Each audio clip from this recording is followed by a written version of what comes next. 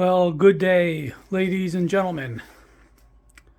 Today is Sunday, December 17th. And a few weeks back, probably several weeks back now, I was challenged or invited by, I believe it was Ben at When Work is Play, and by Noel at Noel's Garden Tractors and Firewood to participate in the wood stove challenge. And I believe the challenge was initiated by Dave at RCAFpolarexpress. So I'll give you a tour of my two wood stoves and my pellet stove. We are now currently using the wood stove, this wood stove that you're looking at, this wood stove and the pellet stove as our primary heat source. We do have an oil-fired forced air heating system, but because of the cost of oil, we just use that as supplemental heat now and use the wood and pellets as our primary source. They do a fine job. There are some areas of the house that get a little chilly, but a pair of heavy socks and a flannel shirt take care of that. So, give you a background on these stoves. And as you can see, this stove's getting a little tired. The paint's not looking as good as it used to. This stove is, I'd say, at least 25 years old. We bought this property 23 years ago. The stove was looking really nice then. It was probably at least a few years old at that time. But after at least 23 years of heavy use, it's looking a little tired. So one of my jobs this summer will be to pull this outside and repaint it.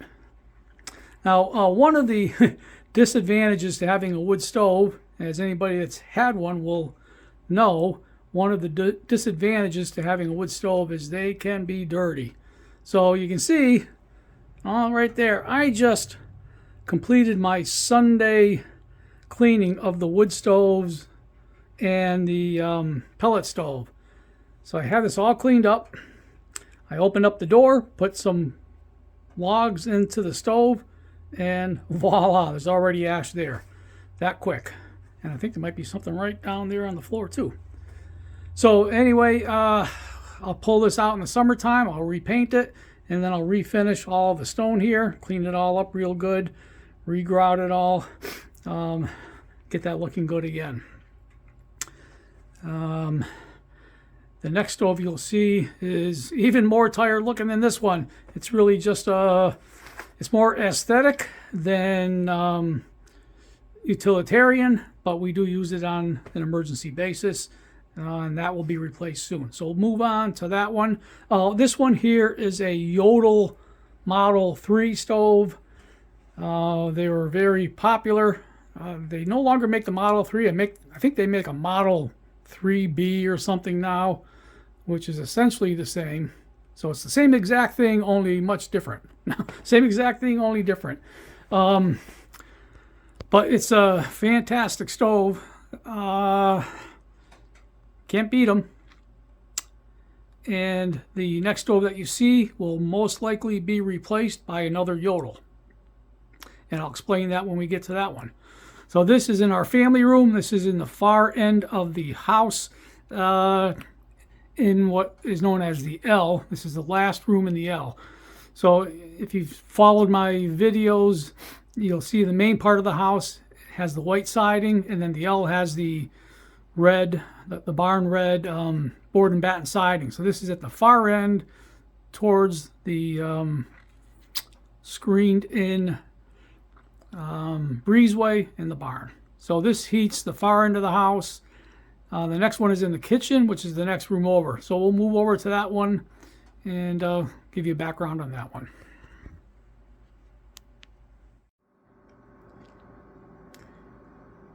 Okay, now here's stove number 2. Here's the little beauty right here in front of you.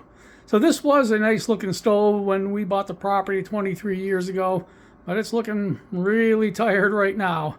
So I'm going to be pulling this out and putting in a better stove that goes up into the chimney there, and something that we can use more regularly. So this is only used in emergency purposes or emergency times. So if we lose our power and we need a little additional heat, or we need to cook on something, if we don't have power to the stove, then we use this stove here. We can cook on this and get a little extra heat out of it. But it's just a cheap stove. It's not airtight. There's no clean out on it. As you can see, we don't have any protective boards on the floor around it. So if we use this, we stay right in the room with it, or at least very close by, and check it frequently.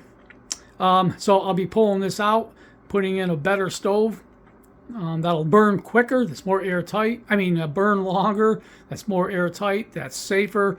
We're going to be redoing the floor in here, getting rid of this beat up old floor. And after 23 years, well, this was an old floor when we bought the property, but it was in nice shape.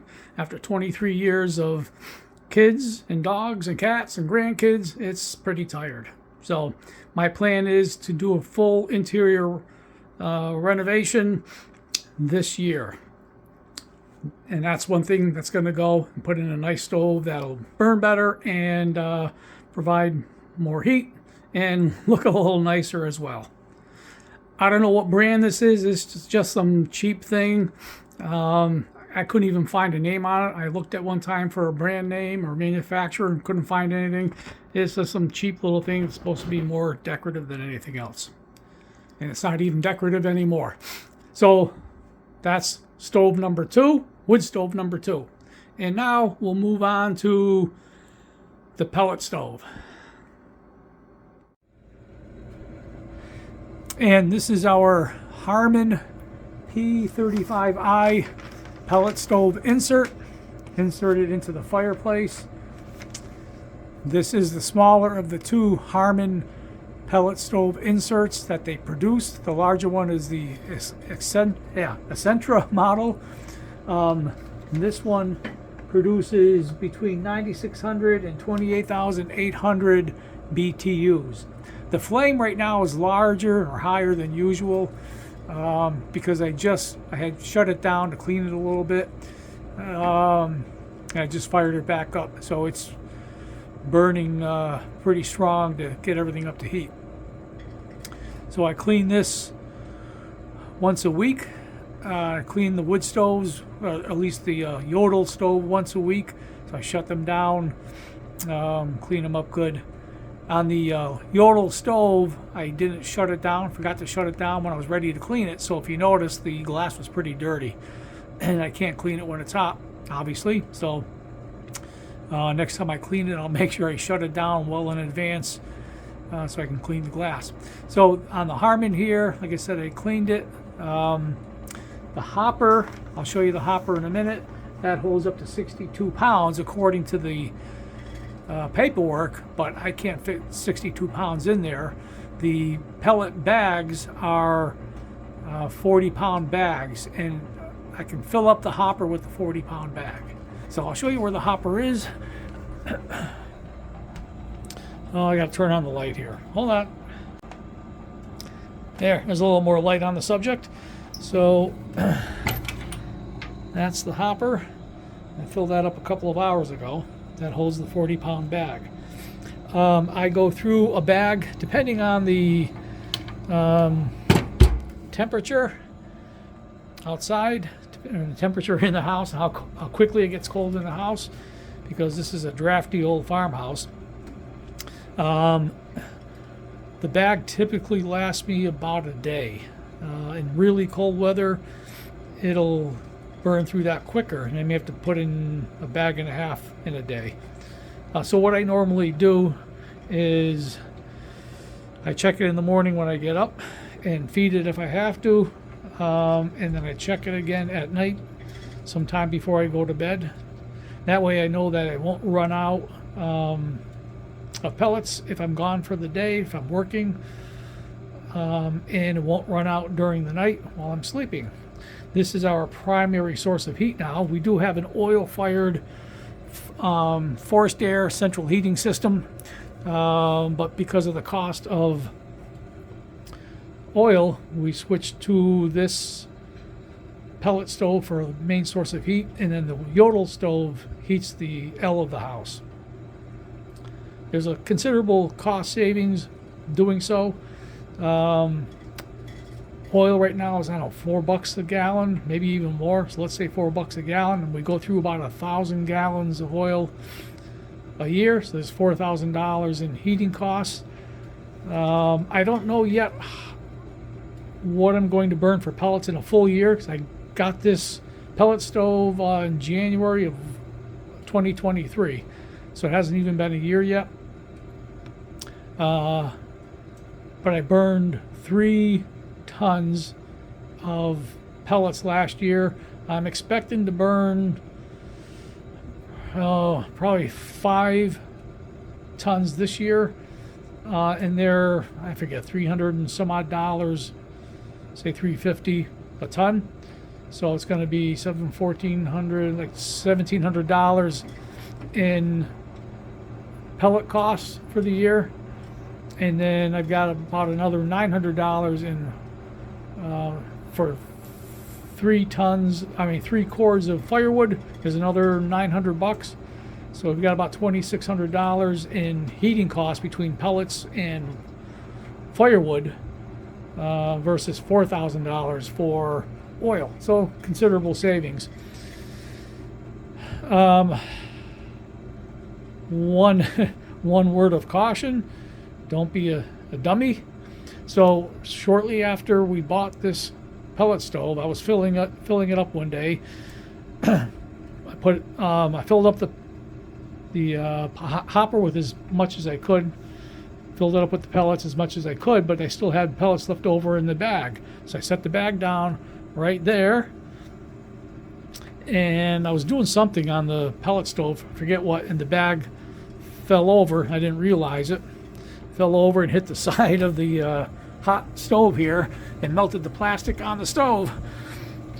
So at some point I'm going to have to clean this all up and probably repaint it to get rid of the marks there. So always move your pellet stoves far away from the stove. So if I have pellets left over, I put them over around the corner there, so they're far away from the stove.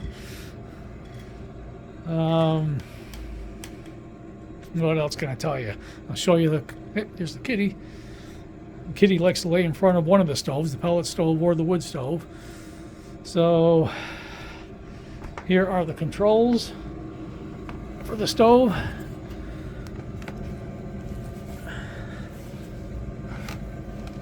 So this is the feed for the pellets.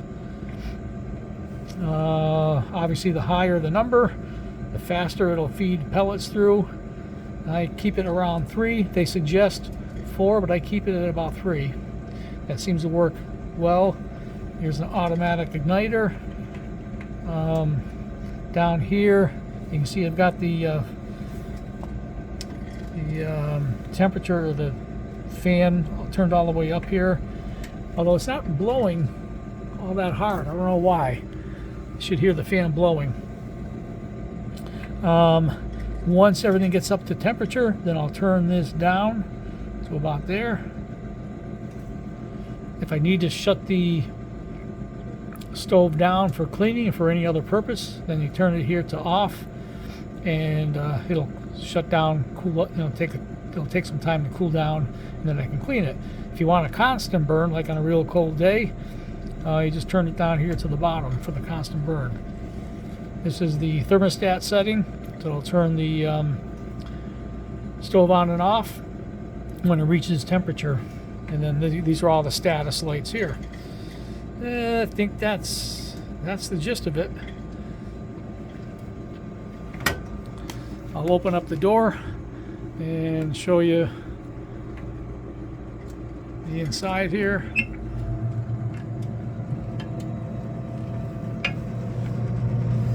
So this burn pot, you can see the pellets burning there.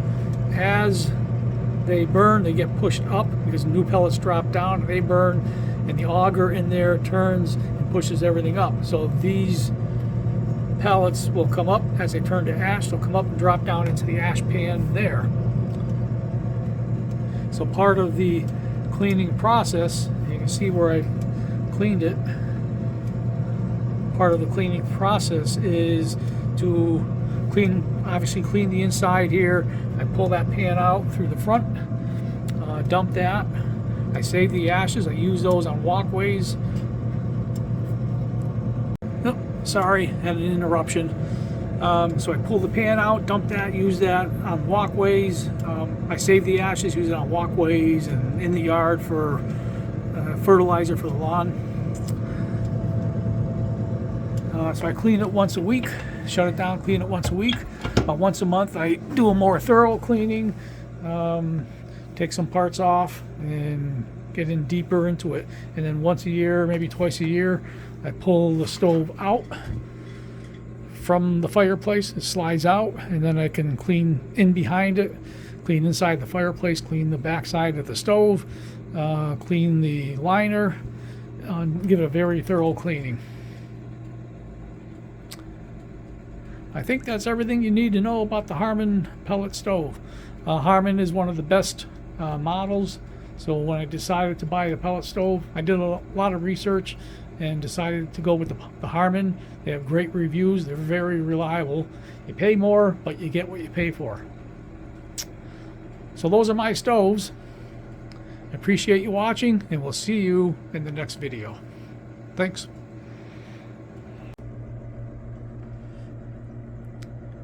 So thanks to Ben at When Work Is Play and Noel at Noel's Garden Tractors and Firewood, and to Dave at RCAFpolarexpress for inviting me to do this wood stove challenge. Thanks again, and we'll see you in the next video.